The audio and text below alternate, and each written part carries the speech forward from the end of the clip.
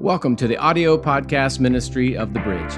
In all that we do, our priority is to lead all people from all places to be all in with Jesus. We hope that by providing this message in this way, it will be an encouragement to those of you who have already decided to follow Jesus, as well as a way home for those of you who have not yet said yes to Him. You can find out more, as well as support this ministry, by going to bridgeclarksville.com. This is a really cool day, and we want to celebrate all the ladies here, and I want us to be able to look in God's Word and find a hero, if you will, who is a lady and maybe that we don't give enough credit to or talk about enough. And so it's been a couple of years since we've opened up this story, but if you have a Bible, open it up in the Old Testament to the Book of Esther. Esther is a unique book in that it's not overtly, God says this, go do this, I did this for the Lord. There's not a lot of that there, and at times it feels awkward to read a book and read through a story, so much of the story, and see so little overtly about God, but there's certainly the thread all the way through, and it's all about God's people and how Esther was the hero that allowed God's story for his people to continue on. It's a really, really cool story. It happened years and years ago. If you're not familiar with Esther's story, it was prior to Jesus being around. And so let's just see, what can we all hinge on? Okay, the movie 300 that we know is 99% inaccurate is still about the Battle of Thermopylae, and it happened in 484 BC. And this is the context for the story of Esther. And in 483 BC, just 1 year after that, the Persian Empire is still ruling the world, and Xerxes is the king, and he decides to throw a party. And when a king who has nothing else to do other than rule the world wants to throw a party, it is a big party. And the party, we're told, lasts 180 days. So half a year they're going to party. And I don't know how many parties that is, if it's 180 or if there was a weekly thing for a while. You'd think you'd run out of money and booze after a while at this point. But they partied for 180 days. They get to the very end of the party, the very end of the time, and he decides to throw a big week-long banquet. So 24/7, 7 days, he's throwing a banquet. And while he's throwing a party, he being King Xerxes, the Persian king, while he's throwing a party, his wife, Vashti, is throwing a girls' night out kind of party, because girls are not allowed to be at the king's party until they are summoned, and they'll be summoned in for a time, and then they'll be asked to leave. It's pretty messed up, but that's the way it was then. So they're having this party. Xerxes, we're told, is way overserved, and he gets to a point where he turns to his nobleman and says something that I cannot imagine any husband ever saying, but hey guys, have you checked out my wife? Like that's a weird phrase. Hey guys, have you seen my wife? She is incredible. And they all look around and say the right thing to the king. Oh no, of course not. We've never looked at your wife. And he says, well, let me call for her so she can come in and show you herself. And you can figure out what that means. So he calls for his wife to be brought in. So she's having the girls' party. The servant comes to the door. Queen, your husband requests your presence. Not in their room, but your presence at the banquet hall. And she said, no, not feeling that. I'm just not doing that today. Not doing that tonight. I know how this goes. I'm not going to do that. So the servant goes back and expresses this negative response to the request. And all the men look at the king and say, what are you going to do? And I don't know that Xerxes was prepared for that, but they tell him, hey, you can't allow your wife to turn you down like that on any request, because it's going to look bad on us, and all of our wives are going to decide that they can tell us no, and we can't have any of that. So there is some tension. So they say, you need to get a new wife. Like if she's not going to fall in line, get a new wife. And surprisingly, at least for us in our context, Xerxes says, okay, I'll do that. I'll get a new wife. So he embarks on this new journey to find a wife, and he goes to his advisors, some noblemen, and says, I want you to go throughout the town. Every time you see a good-looking woman, I want you to bring her in, put her in beauty school. She's going to be a part of a 12-month beautification process, and we're going to make her look the best she can look, and we're going to train her, we're going to prepare her, and then after 12 months, I want you to bring her to me. We'll spend the night together, and I'll tell you in the morning whether or not she gets to stay and be a part. You say, man, that's the most, I know.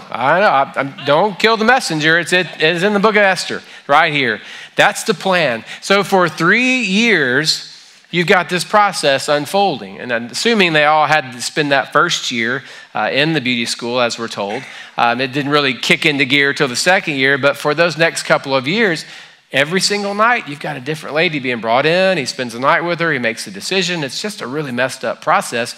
We get to 479 BC, so it's been going on for 4 years now of this. He's in no hurry. He's enjoying the process, apparently. And so we get to 479, and there's a young lady by the name of Esther.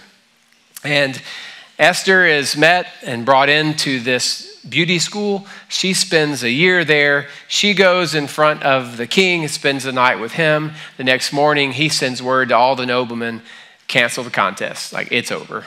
It's her. Like, there's never going to be anybody I'm going to feel about the way I feel about this girl.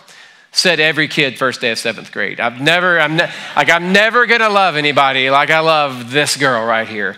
And Xerxes fell for Esther. And he said, this is it. This is going to be the one. And she was given the crown as the queen of Persia. The conflict here already, though, is that Esther is a Jewish girl, and the king doesn't know it, nor do any of the people in his court.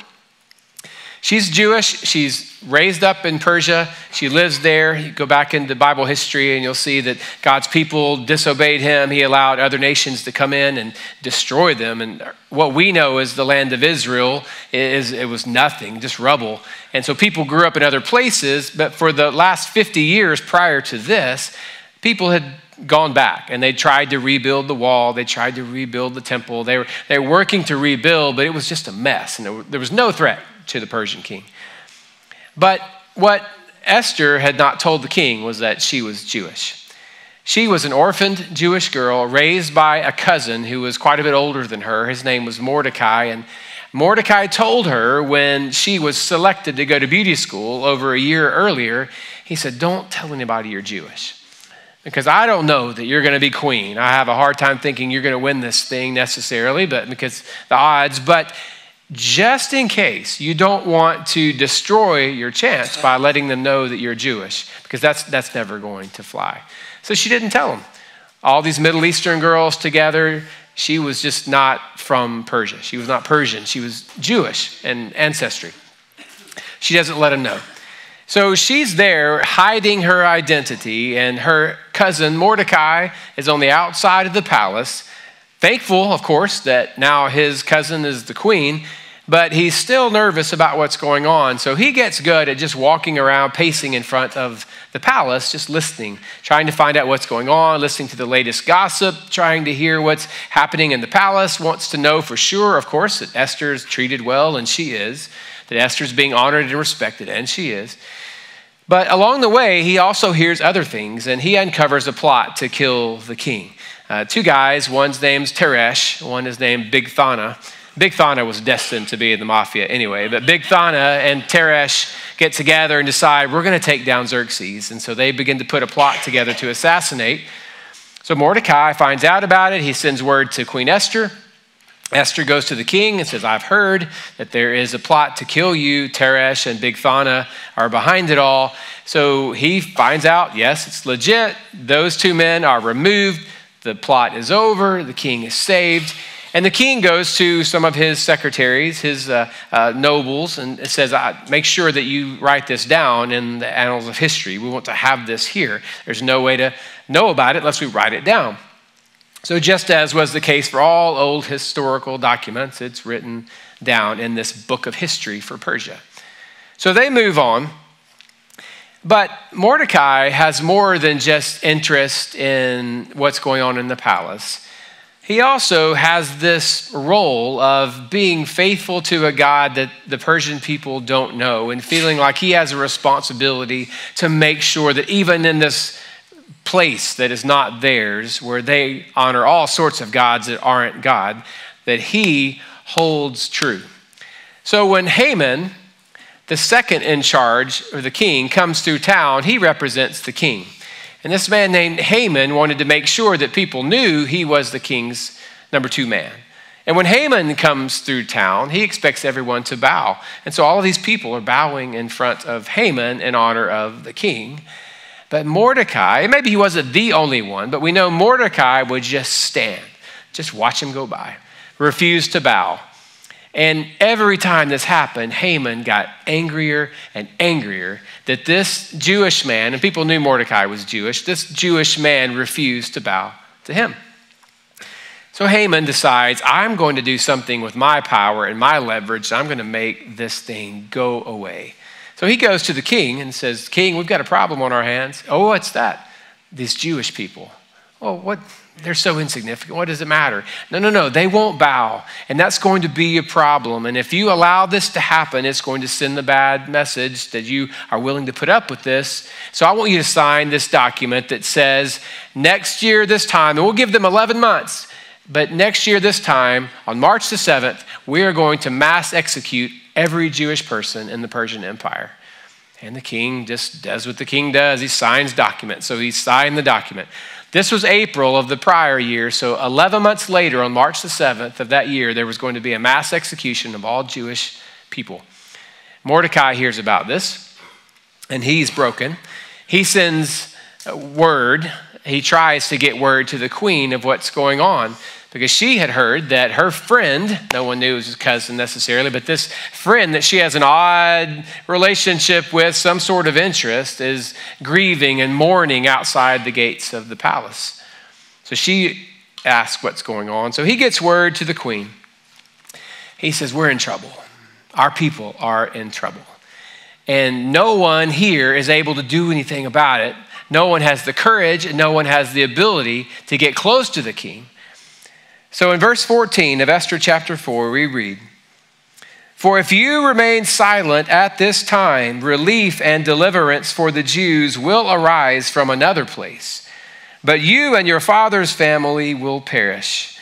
And who knows but that you have come to your royal position for such a time as this. Who knows but that the whole reason that you're in this spot is for this moment, for God's chosen people, the people of Israel, to be saved.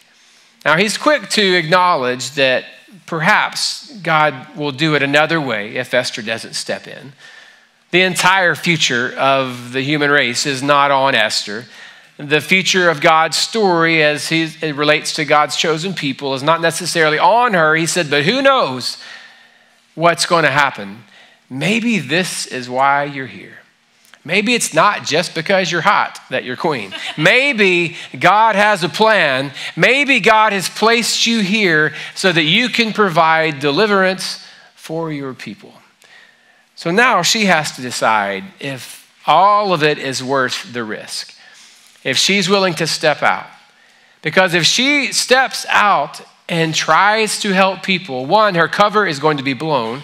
She'll have to reveal she's Jewish. It may cost her her crown. It might even cost her her life. And truthfully, legally even, she's not able to go into her husband's room without being summoned. So there's just a lot going on. There are many layers to this.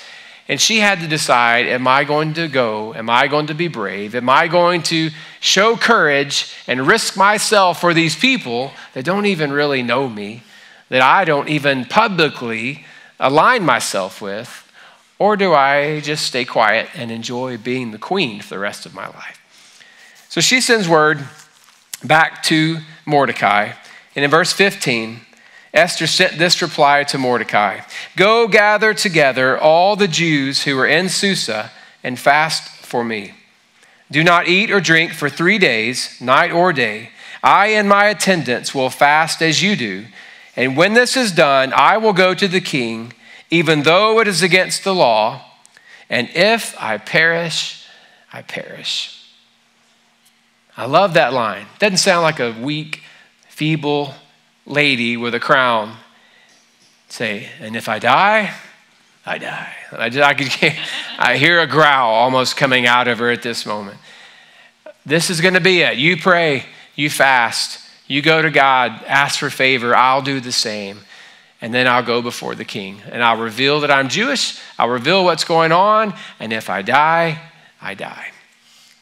The people needed a hero. And there was no one with the courage to do anything about it, no one with the power to do anything about it except for Esther. And Esther, of course, was afraid. She was afraid to step out. And unless someone was able to give her the courage to do that, she was never going to make that move. And the one who gave her the courage was Mordecai. He was demonstrating what it is to have integrity every day as he refused to bow, as he stayed near the palace. He showed his loyalty to her. He showed his own level of bravery, but ultimately she was going to have to make that decision, and that courage was going to come from him. And all of us when we're kids, we dream about being something, and many of us dreamed about being heroes, and very few of us ever dreamed about being encouragers. But most of us will spend our lives encouraging other people that God places in different spots, not because they're more important, but because that is the part of the story that they play. And those encouragers are necessary. Those heroes change lives, but as we look at this story, we have to begin to wonder who is going to be the hero here. Is it Esther if she speaks up and saves the people, or is it Mordecai who has been behind the situation the entire time and has given her the courage to actually go forth and move? And I love the fact that one of the things that he chose to do was tie the stories together. To tell her, here's your story. Here's the story of God's people. Don't you see how they are coming together in this moment?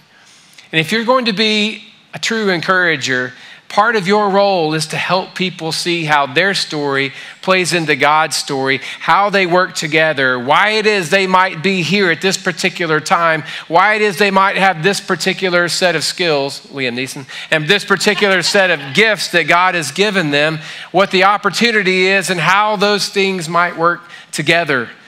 That's part of being an encourager. And all of us want to be the hero. But there are no heroes unless there are encouragers. I love the idea of someone stepping up saying, here's a need, this is dangerous, no one cares about me, I'm all alone, no one thinks I can do it, but I'm going to do it anyway, and I saved the world. That is a great story for a movie, but that is not reality. Every single person that changed his or her part of the world had someone behind them, encouraging them, showing them how to do it, proving it could be done, giving them words to encourage them along the way, helping them connect the dots and see how these stories work together. So at her own risk, Esther decided, I'm going to approach the king. And she went to the king and she said, King, here's the deal. I got something I really need to ask of you, but I don't want to ask in this setting. I want you to come to a banquet that I'm providing. So she's throwing a party for him. He says, sure. And she said, I want you to bring Haman. He said, all right, I'll bring my whole court. So they come to this party. They have this banquet. And at the end of the banquet, the king says, what is it you want me to do? And she says, you know what? I'm not going to tell you tonight. I want you to come back tomorrow. Can we throw another party? And you're asking a man who just partied for 180 days. He says, yeah, we'll do that again. So they have another party the next night. Well, once this invitation to party number 2 has unfolded, Haman is feeling like he's the man. Like if something ever happened to Xerxes, Persia's good because I am here. And he's going home to tell his wife how big of a deal he is. It's like every man that ever got a raise, when you drove home, you're like, wait till they get a load of me. Like, here I come.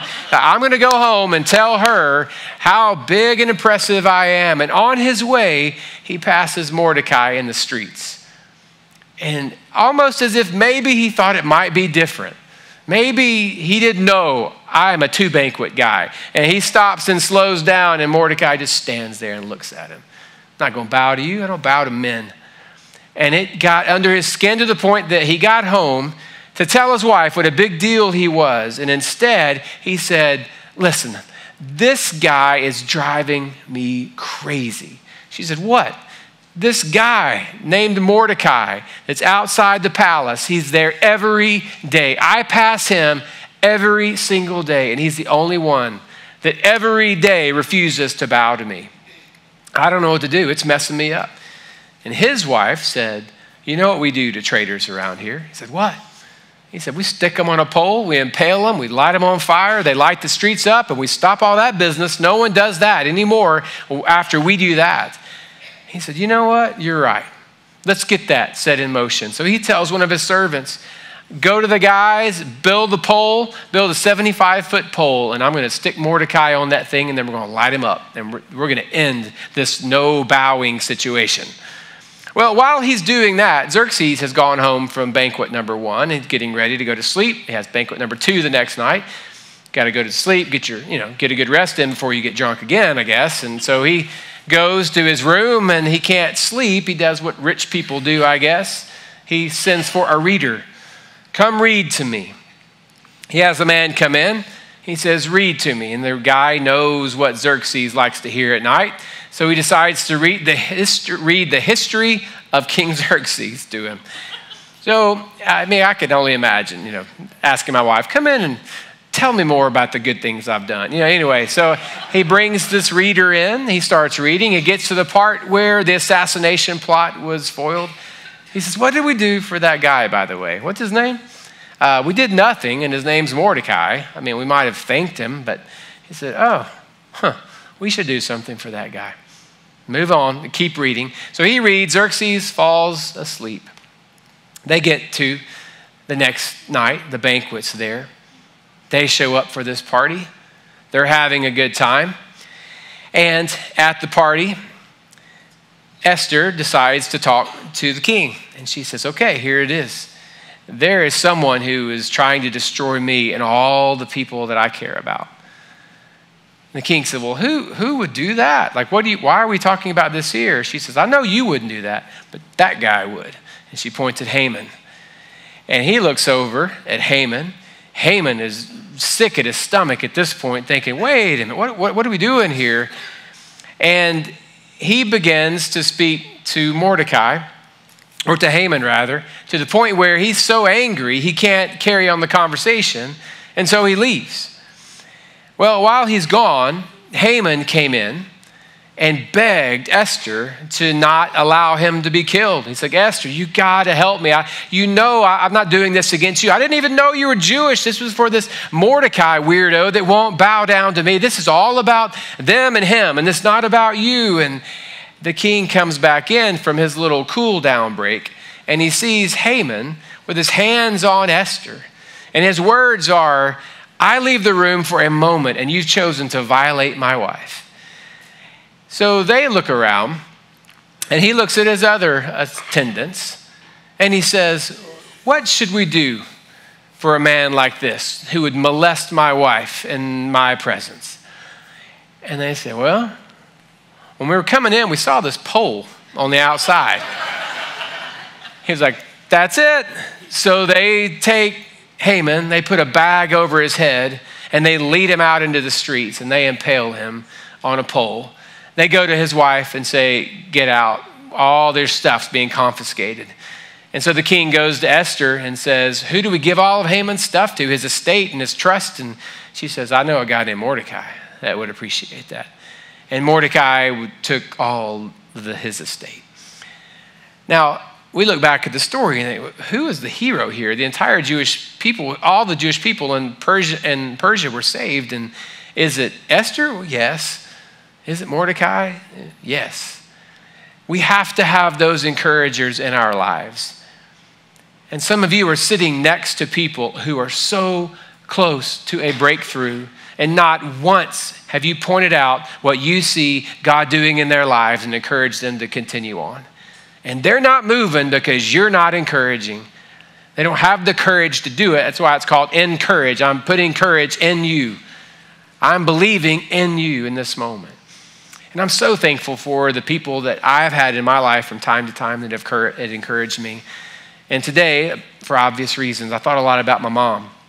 Now, when it comes to this story of Mordecai, Esther, the hero, encourager, my mom's a hero in so many ways. And I've watched her battle through so much stuff. And I've watched her go through difficult challenges as a family, just like all families do as we grow together. I watched my dad go through a sudden job transition that financially was going to affect us then and moving forward, and still does to this day. And not once has she ever made my dad feel bad about any of that. Just propped him up, encouraged him along the way. When my sister, for a season, was a single mom, she stepped in. Sometimes was a grandmother, sometimes was a mom-ish person, sometimes was just a friend, sometimes a sister. She was just there with my sister the entire time through. An incredible, incredible, heroic move that she made along the way. She helped us as a family, and she never complained. Now, as my brother-in-law is fighting through what doesn't seem to be a very successful war with cancer right now, she's been right beside us the entire way, encouraging my sister the entire time from a distance. Arthritis has torn my mom's body up, and she never, ever complains. She's so much of a hero in so many ways to me. But my favorite part about my mom is the fact that she is an encourager.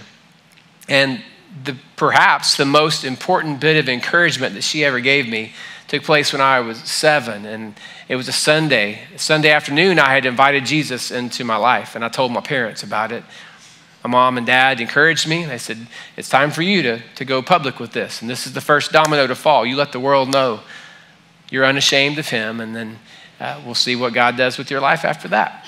So that night was the end of Vacation Bible School, and we were sitting in our grades. And so kindergarten, first grade, second grade, on and on. I was 7. So I was there in second grade group, and just back right here, and in my little pew with my group. And I was next to the teacher. I'll let you figure out why that was probably the case. But I sat next to the teacher, and as we stood up at the very end, the minister of music led us. We were singing "Wherever He Leads, I'll Go." That's always been my little hymn since then. And we're singing that song. I waited a couple of verses, just nervous, being a kid. And then finally I thought, it's time. I got to go. And I turned to my teacher who was next to me, and I said, let me out. And she did what most teachers would do to someone like me. No, you can't get out. Because she looked at her group and thought, of all the kids that might want to go publicly profess Jesus, it's not that one. So she assumed I didn't have good motives, and she turned and said, no, I just stay. I was like, I need to get out. Like, no. And I was in the second grade group. My mom taught third grade in Vacation Bible School. So she was actually a row behind me. And my mom is so meek and so frail and so small and so sweet, and she's never encouraged. I've never heard her say a crossword, cuss word. She is just that. I mean, she's Southern Belle. Chad has 3 syllables. Like, she's that lady. And in that moment, though, she reached forward and she grabbed the arm of my teacher, and she said, let him out. And I thought, that's the most aggressive invitation that's ever happened in a church. Like let him go to Jesus. And it was just like, oh. And I remember kind of feeling that. And I walked up to the preacher. I was like, oh, that was weird. So I was kind of going up front, and he saw the commotion. A lot was happening there. But I know God could have raised up another preacher to plant another church called The Bridge. Like, I realize I'm not pivotal to that. But I do look back and think, without my mom's encouragement in that moment and in the following weeks, as I was for the very first time figuring out what it was to be a follower of Jesus, I don't know how things would have unfolded. And I know I would have never been good enough for the gal that I married. I know my life would have been so, so different without that. And I know some of you don't feel like you have a significant role in the lives of your friends or neighbors or kids or grandkids, whatever it may be. But if you are not using the opportunities God's given you to give those people around you the courage to be everything that God has created them to be, that Jesus saved them to be, and that the Spirit of God empowered them to be, then what are you doing? Nothing else really matters. I taught my girl how to shoot free throws, how to bounce pass. I taught my son how to throw a spiral, how to catch. Didn't teach him how to run. Figured that out on his own. I don't have that. But I taught him a lot of things along the way. Taught him how to drive. Protected my kids.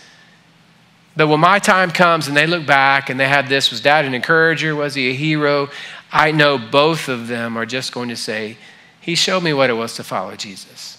And he gave me the courage to follow Jesus even when I messed up, and even when things didn't work out, and even when it fell apart. And that's what's making a difference. And I want to encourage you, if you're not a follower of Jesus, that there is nothing more significant than that step. And just as Esther, with a crown on her head and beauty apparent to hundreds of thousands of people that she lived around, none of that mattered as much as her willingness to walk in front of her husband and say, this is who I am, and these are my people, and you can kill me if you want to, but I am going to take a stand. And some of you have an invitation to make a difference, and you just need the courage. And I'm hoping that you're sitting next to someone today who will give you that courage to take that step and change your world. Let's pray together. Father, thank you for loving us. Thank you for being a God who loves us and saves. God, for those who are in this place today who are not yet followers of Jesus, I pray that somehow, God, in this moment, not necessarily because of or through what I said, but through what your Spirit is impressing on their hearts now, that you would give them the courage and boldness and bravery to, in their seat right now, call out to you in a private way, in a personal moment, and say, Jesus, come into my life and save me. I'm ready to be yours. I'm ready to follow you. I'm ready to have my life changed, and I'm ready for my sins to be forgiven. God, thank you for the gift of salvation. Thank you for using ordinary people to do incredible things, to change their little parts of the world. And God, for those who are here today and have zero confidence and courage because the people around them in their lives have dropped the ball and have not stepped forward and given them that courage, I pray that you would be their courage today until someone else is willing to speak up. God, the potential is limitless in this place. If your people would take seriously your objective, your command, your instruction, your expectation to encourage one another while it's still called today, then God, we would make a difference that would literally shake the ground. So God, I pray that we would be those kind of people. Give us courage, give us bravery. Where we don't have it, help us to find it in the lives of the people that are around us. We ask all this in the name of Jesus. Amen. Let's stand and sing together. Thank you for joining us today. If you live in the area, we hope you will soon join us in person. If you are unable to do that, we hope you will continue to stay connected with us by following this podcast and sharing it with your friends. For more information, go to bridgeclarksville.com.